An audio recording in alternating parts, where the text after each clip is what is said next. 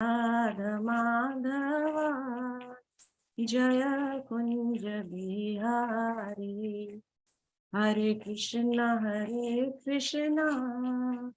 Krishna Krishna, Hare Hare, Hare Rama, Rama Rama, Hare Hare. Hare Krishna,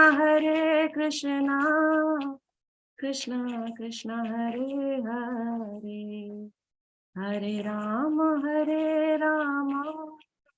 Rama Rama, Hare Hare. Jaya Radha Giridhari, Radha Giridhari Radhi. Jaya Jagannath, Jaya Jagannath, Jaya Baladeva, Jaya Subhadra. Jaya Gauranitai, Gauranitai, Gauranitai, Jaya Gauranitai, Jaya Giri Govardhan, Giri Govardhan, Giri Govardhan, Jaya Giri Govardhan. Prabhupada, Prabhupada, Prabhupada, Jaya Jaya, Prabhupada, Jaya Jaya, Gurudev, Gurudev, Gurudev, Jaya Jaya, Gurudev. So we'll be reading a little bit from Srila Prabhupada Lilamrita, and then we will take the text. So let's put the screen.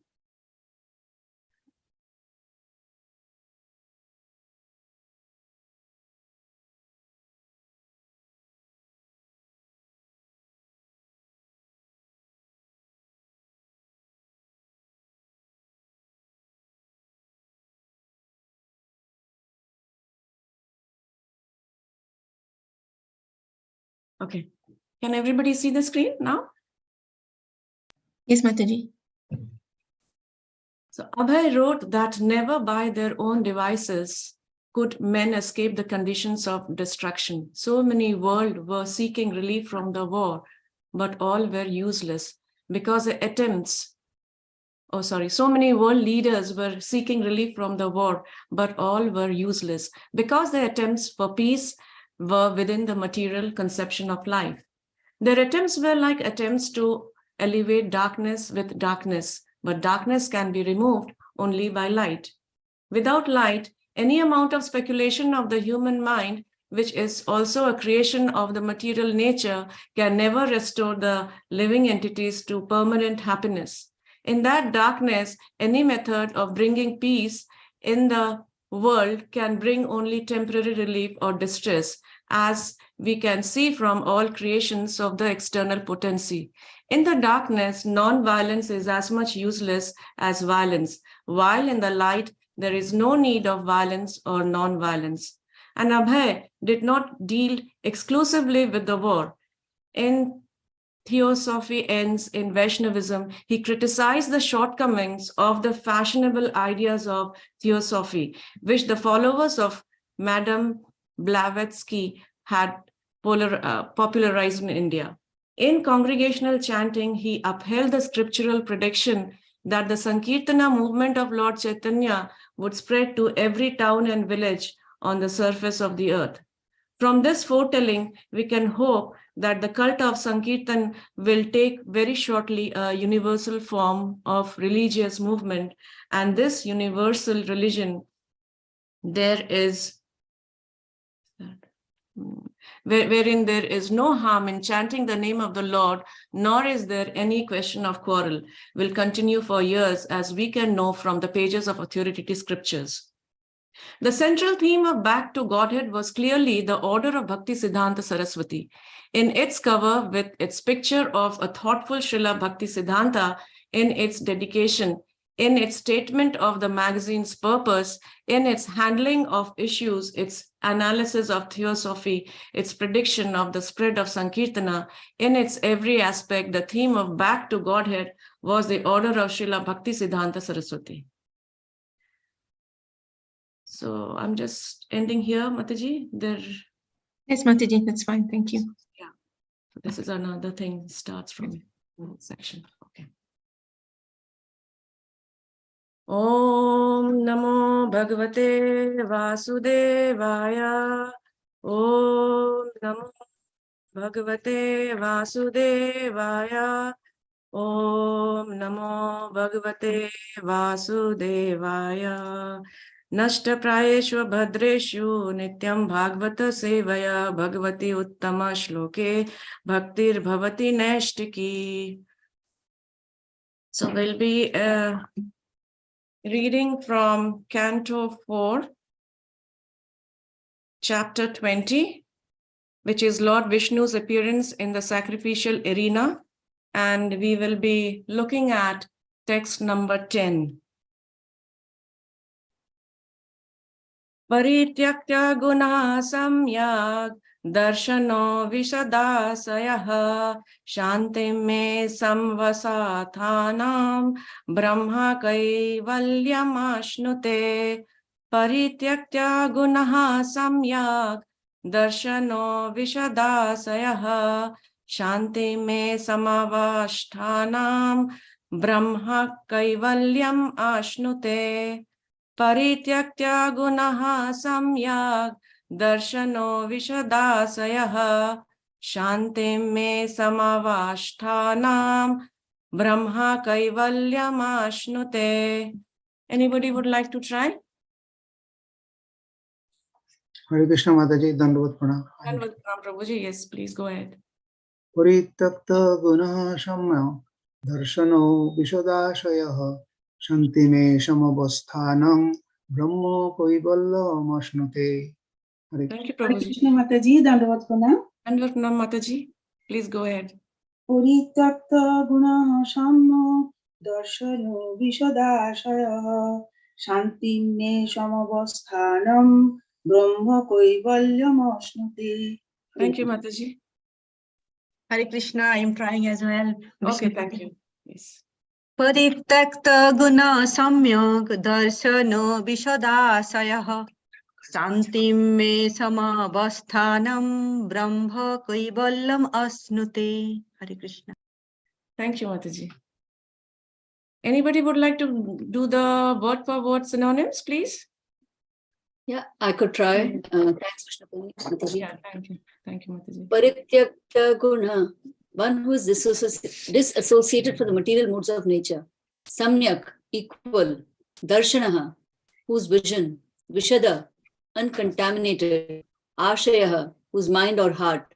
Shantim, peace. Me, my. Samavasthanam, equal situation. Brahma, spirit. Kaivalyam, freedom from material contamination. Ashnute, achieves. Thank you, Hare Krishna. Thank you. Anybody would like to do the translation, please? Yes, I can do here. Yeah, thank you. Translation by Srila Prabhupada ki jai. Can you up little bit? Oh, yeah. 1 minute. Yeah. Thank you. When the heart is cleansed of all material contamination, the devotee's mind becomes broader and transparent, and he can see things equally. At that stage of life, there is peace, and one is situated equally with me as Satchidananda Vigraha. Hare Krishna. Thank you, Mataji. Anybody would like to read the purport, please? I can do, Mataji. Hare Krishna. Thank you, Mataji. Please go ahead. The Mayavada conception of Kaivalya and that of the Vaishnava community is different. The Mayavadi thinks that as soon as one is free from all material contamination, he is merged into existence of the Supreme. Can't hear you, Mataji. It got disconnected. The Vaishnava philosopher's conception of Kaivalya is different. He understands both his position and the position of the Supreme Personality of Godhead. In the uncontaminated condition, the living entity understands that he is the eternal survivor of the Supreme. And that is servitor of the Supreme. And that is called Brahman realization, the spiritual perfection of the living entity. This rapport is very easily achieved. As stated in Bhagavad Gita, when one is engaged in the transcendental loving service of the Lord, he is immediately situated on the transcendental platform of Kaivalya or Brahman. Thank you, Sanjay Mataji. Om Ajnanatirmirandasya Jnananjanashalakaya Chakshurunmilitam Yena Tasmai Shri Gurave Namaha. Jai Shri Krishna Chaitanya Prabhu Nityananda Shri Advaita Gadadhara Shrivasadi Gaur Bhakta Vrinda. Hare Krishna, Krishna Krishna, Hare Hare, Hare Rama, Rama Rama, Hare Hare. Hare Krishna, Krishna Krishna, Hare Hare, Hare Rama, Rama Rama, Hare Hare. Hare Krishna, Krishna Krishna, Hare Hare, Hare Rama, Rama Rama, Hare Hare. Namo Vishnupadi Krishna Prasad Bhutala Shrimate Mahavishnu Goswami Te Namine. Namine Mudra Jananda Prachka Mahavishnu Goswami Te Namine. Namo Vishnupadi Krishna Prasad Bhutala Shrimate Janananda Goswami Te Namine. Namo Vishnupadi Krishna Prasad Bhutala Shrimate Bhakti Vedanta Swami Te Namine. Namaste Saraswati Devi Gaurvani Prachari Nirvishesha Shunyavati Paschatya Deshatari. So welcome everybody to this session of Bhagavatam, an ongoing session. So thank you for joining in today at 8 o'clock in the morning, a bit late, but thank you so much. So I'll just read the translation once again. When the heart is cleansed of all material contamination, the devotee's mind becomes broader and transparent, and he can see things equally at the stage of life. There is peace, and one is situated equally with me as Satchidanand Vigraha. Now, this word contamination has come many times in this purport. So we will want to know what is actually contamination, what is the meaning of contamination. The meaning of contamination is impure, polluted. Yes. So we see that this material world has actually come from the spiritual world. So if it has come from the spiritual world, can it be contaminated? Any reply for that? What do you think? Anybody? Logically, it shouldn't be contaminated because it's come from the spiritual world. Yes. Logically, it should not be contaminated. But we also read in chapter 15, text number 1, Urdhva Mulam Adha Shakham. So what does that verse say? That this material world is a perverted reflection of the spiritual world. And if it is a perverted reflection of the spiritual world, so what does it have? It contains the 3 modes of material nature. And as soon as these 3 modes of material nature enters this material world, it becomes contaminated. It is like, for example, if we cook food and we cook it in the morning and we keep it the whole day long, what happens in the evening? It gets contaminated. How it gets contaminated? Because something impure has gone in the food. We cannot see it with our eyes, but when we taste it, we know it is contaminated. So similarly, this material world also, because it is with the 3 modes of material nature, that is why it gets contaminated. And our consciousness also gets contaminated because we are associating with matter. It's just like, the spark, if it is taken out from the fire, the spark, till it is connected with the fire, it has got all the potency, all the energy in it. But as soon as the spark comes out from the fire, what happens to that potency? The potency gets reduced, and after some time, the spark is extinguished.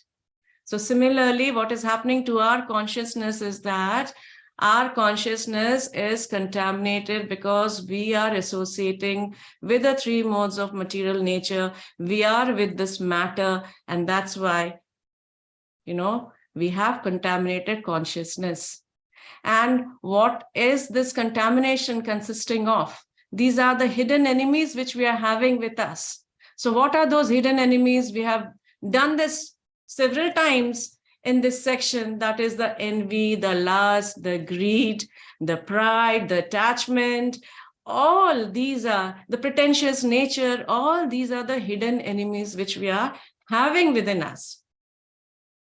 So when the senses are imperfect, and when we are dealing with our senses, we know that, the senses has to be engaged in Krishna's service. But as soon as we see something out there, and what happens to our eyes just pops out. We want it.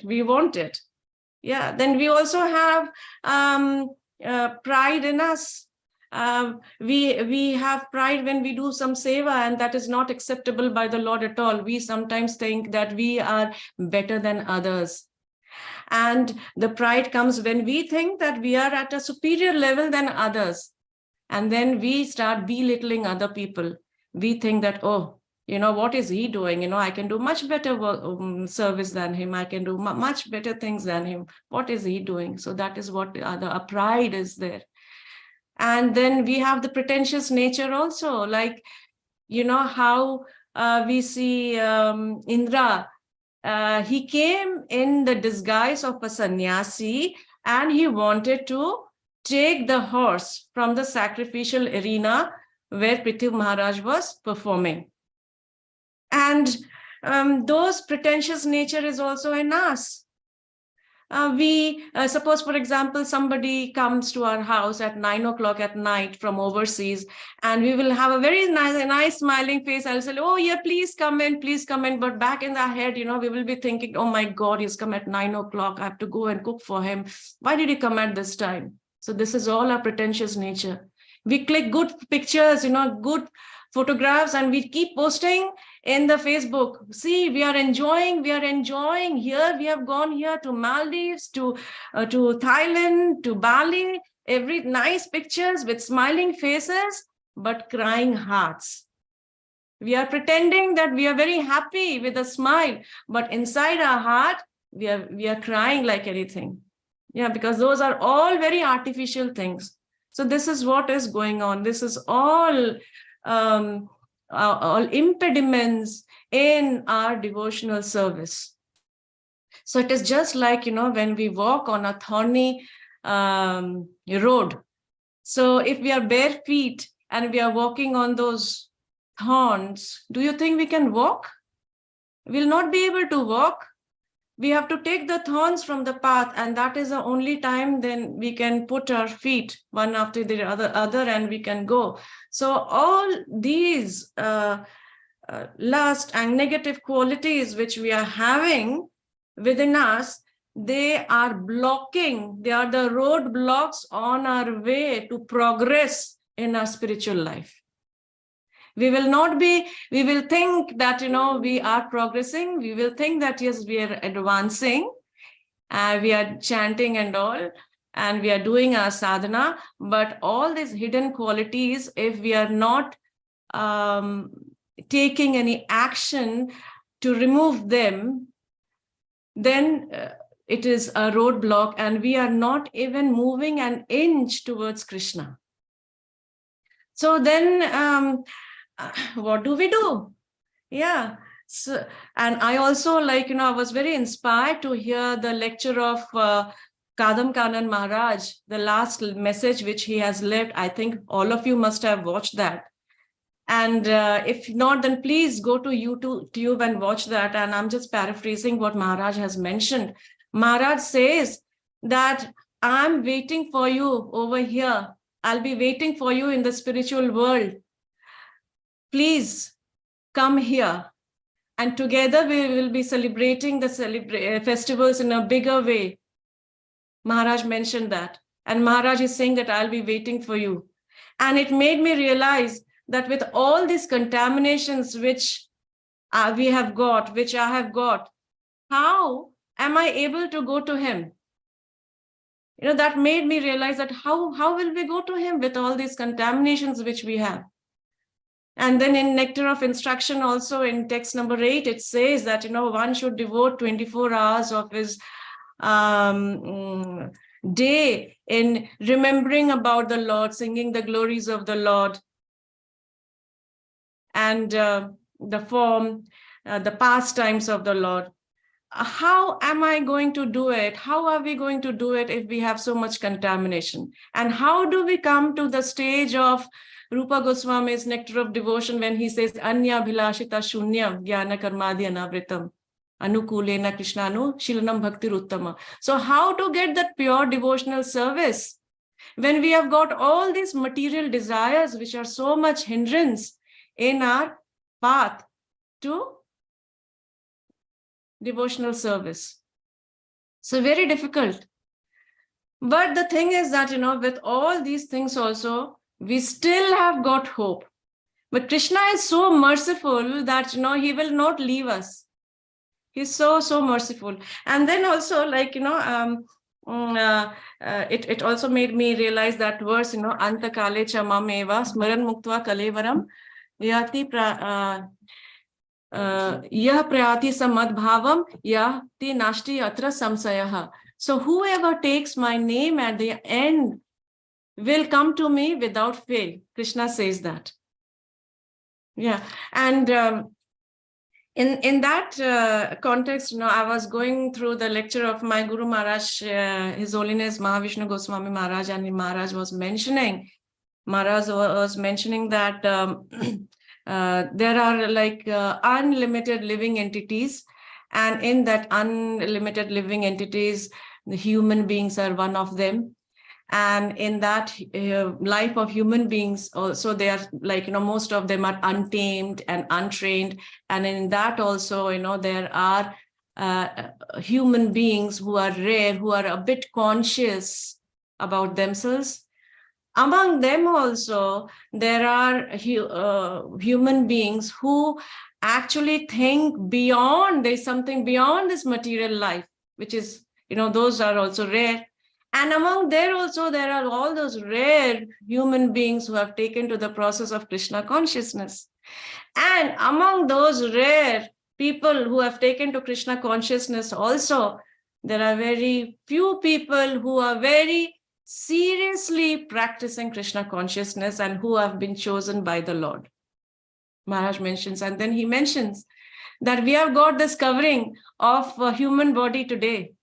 Tomorrow we might get the covering of a hog's body or a pig's body if we are not utilizing it properly.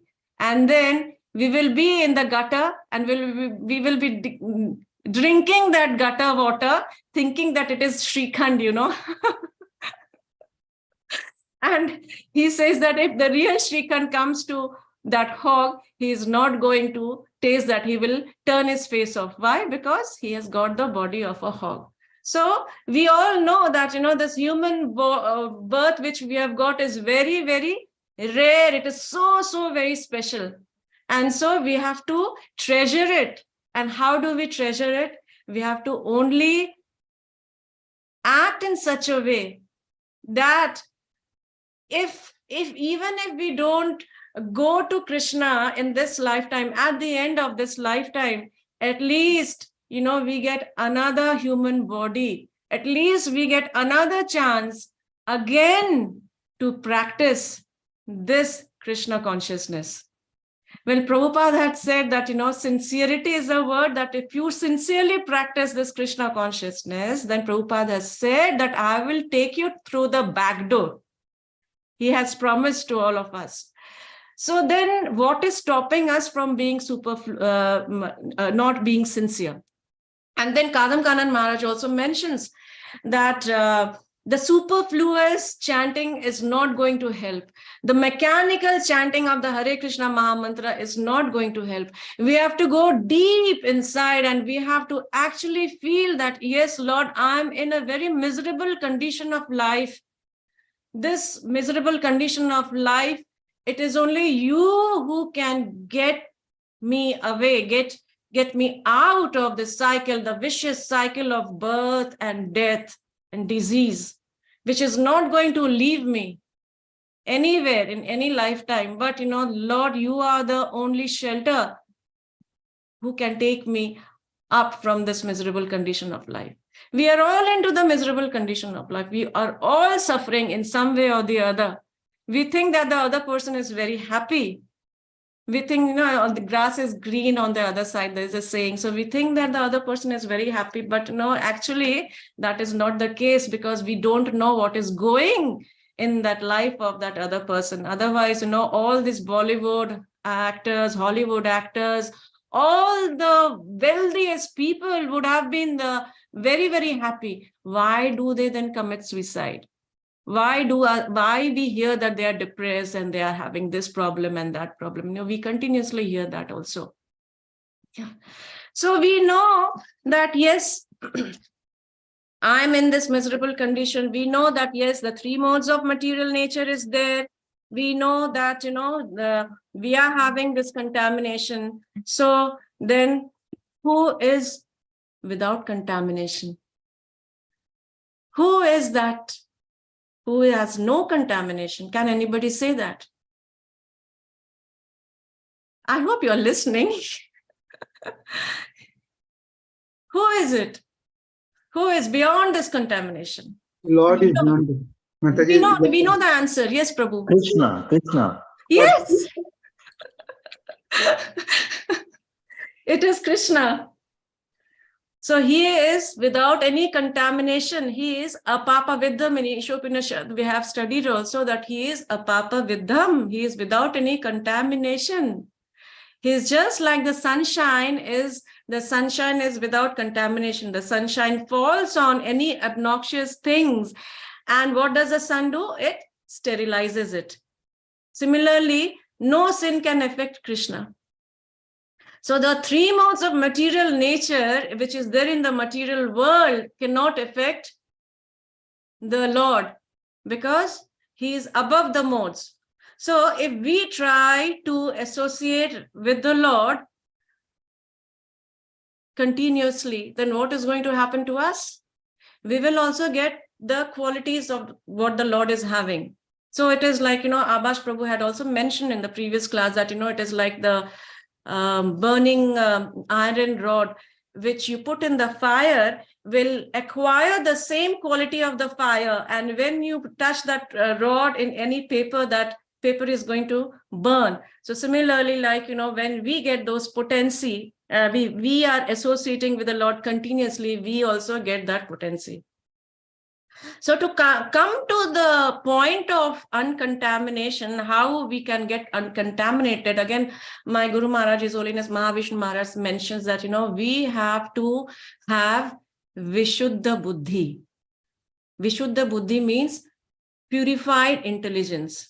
If we have this purified intelligence, then we can come out of this contamination. So what is Vishuddha Buddhi? Then he explains further that Vishuddha Buddhi is that, we know that every animate and inanimate objects are helplessly following the order of the Lord. So anything and everything, whichever is happening over here, is all good. So we have to accept that. And whatever is happening because it has been sanctioned by the Supreme Personality of Godhead. So Vishuddha Buddhi is nothing but, when we see that everything has been arranged by the Lord and we are fully depending on the Lord.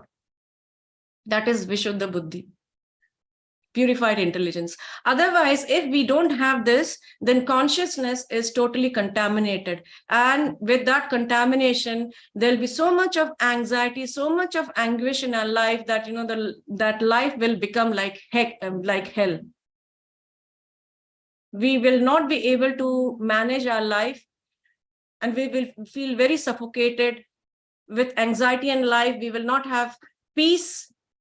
Again, the peace is again connected to all these negative qualities which we have.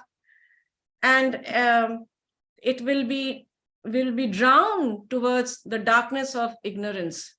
And we will be suffocated because of all this anxiety. We will have broken sleep at night. We will have strained relationships. So that's why we need to come to the state of Vishuddha Buddhi. That's what he's mentioning. And therefore, you will see that all these pure devotees, they are having no contamination. they're out of this contamination. And if you look in the case of Srila Prabhupada also, Srila Prabhupada, he had gone through so much of sufferings in his life. All his god brothers and everybody had actually given him a lot of hard time. But in none of Prabhupada's writings, you will see that he has mentioned any of the difficulties that he has faced. What he has mentioned is only about Krishna Katha, everywhere. So they are the uncontaminated soul. They don't have any contamination. That's why, again, that verse in Bhagavad Gita, Pandita Samadarshana. So that person, that a pure devotee, he sees with equal vision a dog eater, elephant, a brahmana. He has got equal vision for all of them. So that's why over here in the translation it is said that he can see things equally. So who can see things equally? That pure devotee of the Lord who has no contamination can see everything equally. We cannot. We are not that at that level. Yeah, but then we have to strive to be a better devotee every day. At the end of the night, when we go to sleep, we have to think that, what are the things, what have I done little bit more today than yesterday? Have I read a little bit more, or have I done chanting a little bit more, or have I done any service a little bit more? And that is why we have to take those baby steps to see that, how I'm progressing in my spiritual life, because it is only me, it is only I who can see that, whether I have done something or not. And who is going to watch that? No one, but the Lord who is sitting as Paramatma in our heart is going to watch that. Yes, you have done something. And also that we should not be very complacent with what we are doing. Yes, I've finished my rounds, 16 rounds, and I have studied. Yes, fine, my quota is done. And we always find that, devotees mentioning that, we want to have a balanced kind of life where, we do our material activities and the spiritual activities should be a balanced kind of life. But what is the meaning of balanced kind of life in 24 hours of day, which we have got, where, you just have only 14 hours in hand, because rest of the hours is gone in sleeping and eating and, whatever we are doing. And in the 14 hours also, we have around 8 hours of work we have to do to maintain our body and to maintain our family and whatever it is. So in that, how many hours are left then? So the question is, are we actually spending those maybe in 8 hours, for work? Then are we spending around at least 6 hours in our spiritual activities? That is a question mark to all of us. So then we have to be very cautious when we say that, we have to maintain a balanced life materially and spiritually. Yes. So then Maharaj says that, to come to Vishuddha Buddhi, we must be very, very humble and very, very austere as well. So humble means how Mahaprabhu says in the Shishtastakam, Tranadapi Sunichena Tarorapi Sahisnuna. We have to be humble as the blade in the grass, and with that humility, we should chant our rounds. So in all our dealings, we have to have that humility. And Maharaj also mentions that, all the disrespect that we have for each other is because of our envious nature. Because we are envious, that's why, we are disrespectful to others.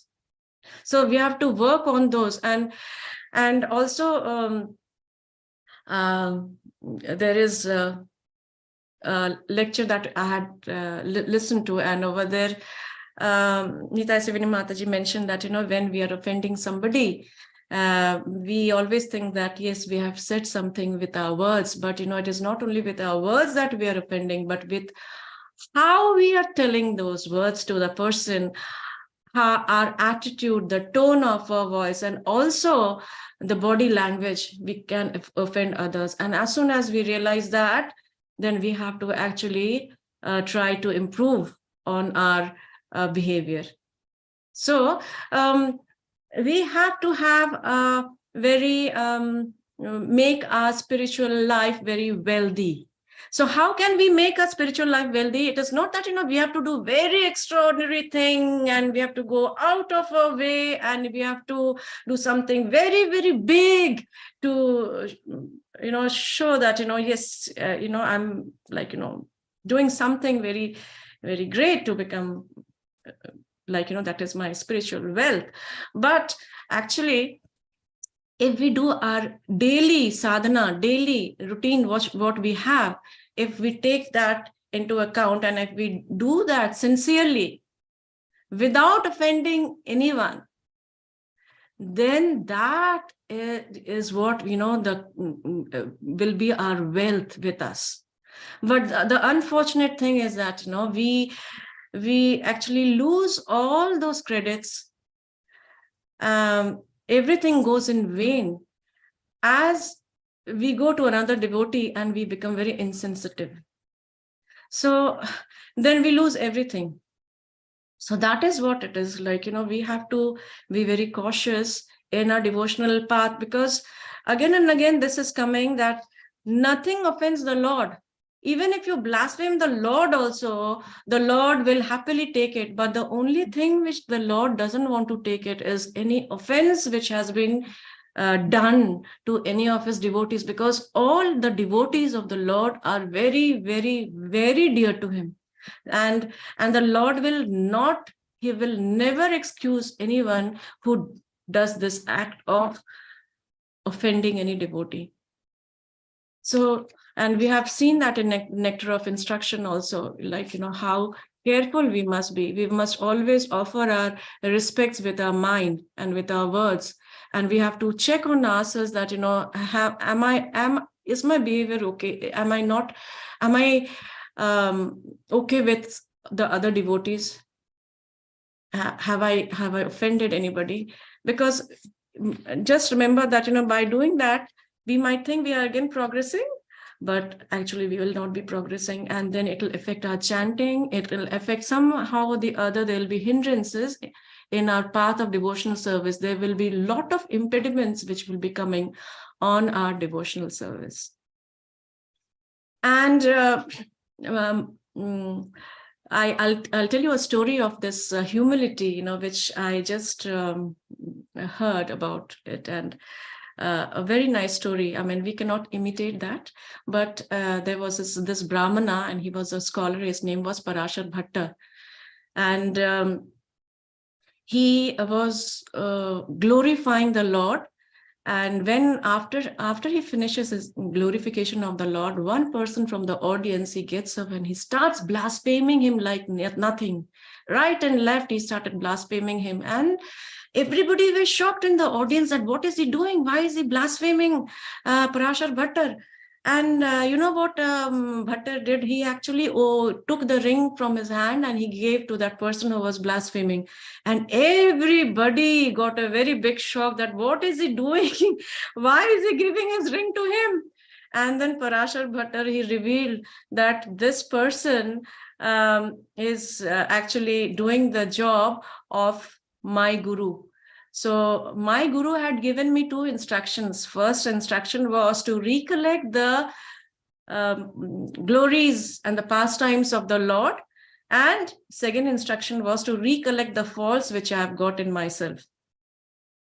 So then he said that, the Lord's glories and his pastimes are unfathomable, and then I cannot do it in a day. So the whole day I spend only in glorifying the Lord's names and pastimes. And then where do I have time to recollect about my faults? I don't have any time left at all. But because this person is now finding the fault in me and telling me and blaspheming me, now I'm giving him the ring because he has actually helped me to serve my guru by doing this act of finding fault in me. So that is the humility of Parashar Bhattar. Now, how many of us can be like Parashar Bhattar? We cannot be like him, but at least it can give some insight on that, and give some inspiration to all of us that yes, when we look at some other devotee, then we should always look at the good qualities of the devotee and try not to find faults, because as soon as we are putting one finger on that other person, we should always remember that the three fingers are pointing to us. And we forget about those three fingers. We think that we are faultless. We have no fault in us, but we have got lots of fault in us. Like, from the story of Parashar Bhattar, we can know that he was such an elevated soul. If people can find fault in him, then what are we? And also Maharaj also mentions that how austere we should be. Now the process of initiation itself is a process which forces us to be austere. Is that not? It forces us to do all this Mangal Aarti and Sandhya Aarti, offering bhoga, waking up on time, chanting our japa. So this is an austere life. So that's why, we don't have to do anything extraordinary. We just have to focus on these things on a day-to-day basis and be very sincere and reading of Srila Prabhupada books. And Maharaj mentions that in today's life, actually to be a theist itself is an austere. To become a theistic kind of life, because people are in today's Kali Yuga, they are all godless. They don't believe in God. They don't want to believe in God. So everything, whatever I do, it is according to my achievements. I have done it. There is no God. There is no supreme authority above me. So we take a pride in saying that, India is a very pious land, and this God consciousness is the monopoly of India. Yes. So we have to take that into account, that yes, we are God conscious, and that makes us feel much more better and much more comfortable in dealing our day-to-day life. So Maharaj was mentioning about that. And also, how to be away from uncontaminated is that, when we go to the pilgrimage, so what do? We go there to get ourselves uncontaminated. And then the story of, I just came across the story of Vidura, that Vidura was associating with Duryodhan and Dhritarashtra. And he thought that all his piety is getting reduced because of he was with them. And then he thought that I will not be able to associate with the Lord with this consciousness of mine. And so Vidura actually thought that I should go to the pilgrimage and I should purify myself. So that is the reason he went to the pilgrimage. And that is the whole purpose of going to the pilgrimage. Also in 3.1.45, Canto 3.1.45, it is mentioned that, that the purpose of pilgrimage is to remember the Lord constantly, and therefore the Lord is known as Tirtha Kirti. The purpose of glory to the place of pilgrimage is to get the chance to glorify the Lord. Sorry, the purpose of going to the place of pilgrimage is to get the chance to glorify the Lord. So that is the purpose of going to pilgrimage. And when we do that, then we are definitely purifying ourselves and we are coming out of the contamination which we are having in our life. And then again, I will read through one of the texts of from Srimad Bhagavatam, which says about how to come out of contamination. It is Srimad Bhagavatam 11.14.21, where Krishna says, only by practicing unalloyed devotional service with full faith in me can one obtain me, the Supreme Personality of Godhead. I am naturally dear to my devotees, who take me as the only goal of their loving service. by engaging in such pure devotional service, even the dog eaters can purify themselves from the contamination of their low birth.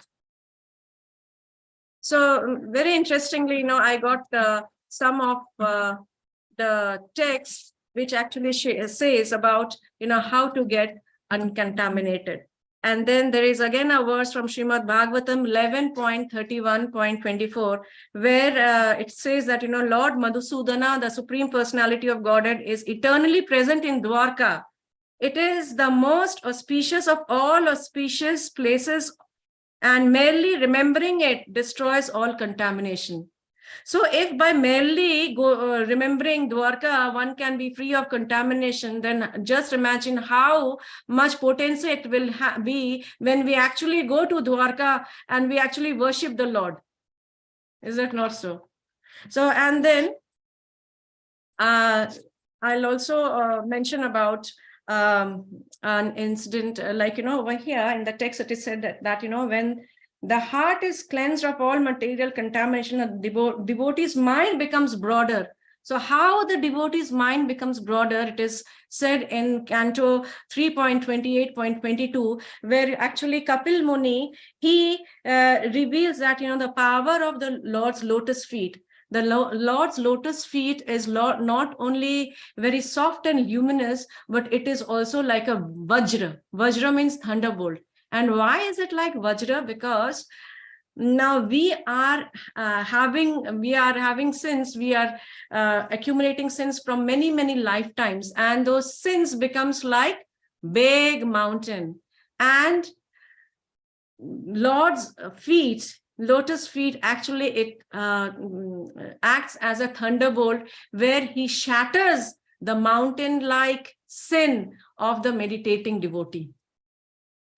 So in today's life, again, you will say that, we will not be able to meditate on the Lord's lotus feet because, Kali Yuga mind, the senses are very strong. It goes here and there.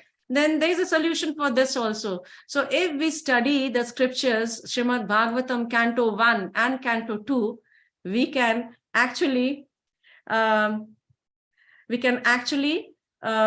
come out of the contamination, and we are actually meditating on the Lord's lotus feet by simply studying scrutinizingly Canto 1 and Canto 2. And therefore, even Arjuna, he was actually, he was absorbing in the instructions which was given by the Lord. And it was given, imparted because of his intimate relationship with the Lord. And Arjuna actually, he was acting as a conditioned soul to give us the, a lesson to learn from his example. But he was already liberated, and he was an associate of the Lord. Yeah. So then Maharaj also mentions that, we say that, we are conditioned to our all our material achievements. We are conditioned to our life. So why can't we be conditioned to our japa mala, to our chanting, to our Bhagavatam, Bhagavad Gita? And the real testing time will be, when we will see that, we are dissociated with the bhakti. Somehow or the other, if we dissociate, and how much sadhana bhakti we are doing, that is a time of revelation.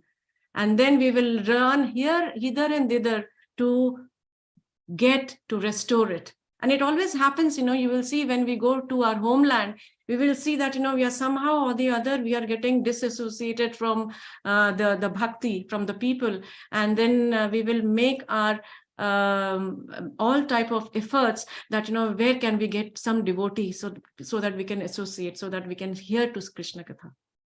So this was all about how we can get out of the contamination of the material world.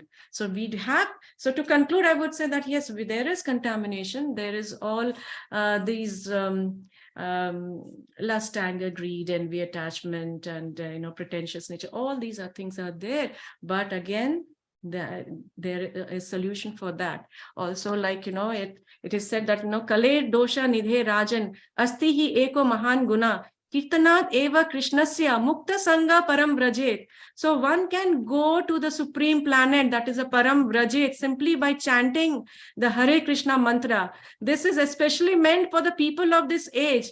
It is the special advantage of this age that simply by chanting the Hare Krishna Mahamantra, one can actually go to that supreme planet and then never come back. So our Maharaj says, jap kar, itna jap kar ki had kar de, ki Yamraj bhi apne khate se tera naam rad kar de. Means you continuously do so much of japa, so much of chanting of the Hare Krishna Mahamantra that it goes beyond the boundaries, beyond the limits, that Yamraj will be forced to strike your name from his book. So your name will not be visible. Why? Because you are doing so much of your devotional service through all these activities and through chanting that, yes, you will go to the Lord ultimately. So thank you very much, all of you. And if anyone would like to add something, so they are most welcome. Or, if there is anything to, any corrections to be made, what I have said. Hare Krishna Mataji, thank you very much for the very nice class. So there is nothing to, who can. Sorry, Prabhu, I cannot hear you. Somehow you're disconnected. When we learned from all you in our Bhakti Shastri class. No, Prabhuji, your voice is getting a bit disconnected.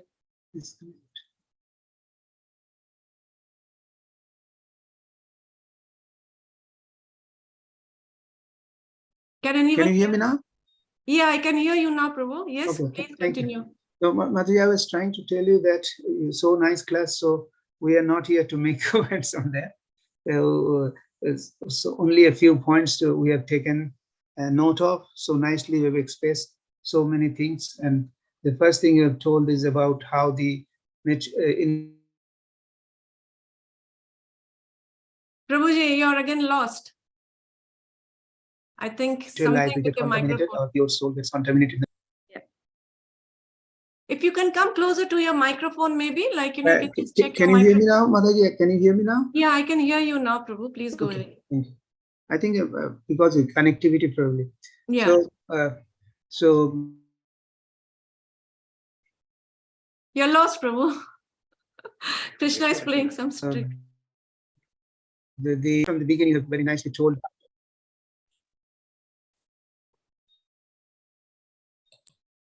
So can you hear me now, Mataji? Yes, I can. Okay. So how?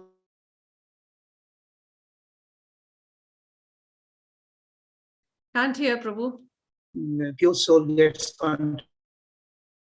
contaminated in this material world by the three modes of material nature, and particularly, can you hear me now? Yeah. It's breaking, actually. Your voice is breaking, Prabhu. Okay, so stopping. So maybe other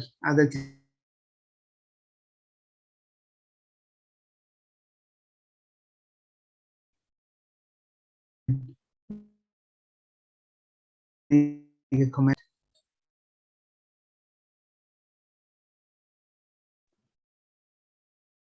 Hare Krishna, if there are no further comments, then we can bring the conclude the class. Thank you so much, Mataji. Vancha kalpatrupascha.